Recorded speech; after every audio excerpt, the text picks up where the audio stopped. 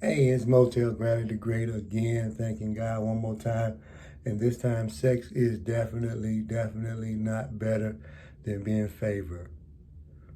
Now, I'm not saying I'm highly favored. That might be too much. That might be a stretch. But I am favored. And I will admit sometimes I forget.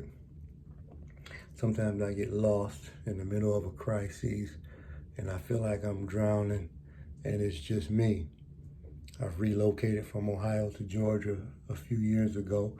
I still don't feel at home, still don't feel comfortable. Things still feel extremely awkward. I think the people are mean,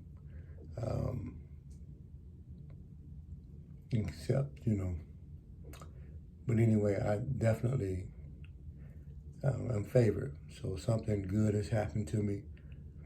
And, I'm positive that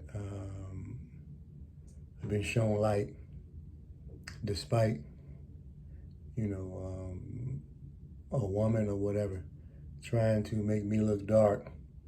So I appreciate the favor that I received to reveal some of the goodness instead of somebody trying to create a dark cloud that goes standing over your head.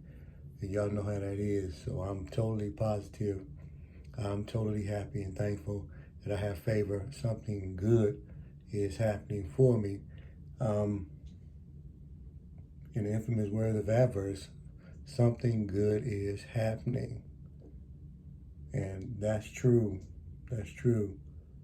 So only thing I can say is, all right now, things are positive and I want to keep it that way. So how do you keep negativity out?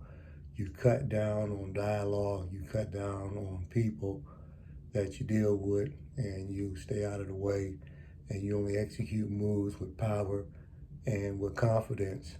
Sometimes I'm afraid to do some things. I'll be a little scared, a little nervous, but I got to remember that I do have favor. I'm not saying I'm highly favored, but some miracle actions have happened for Maurice.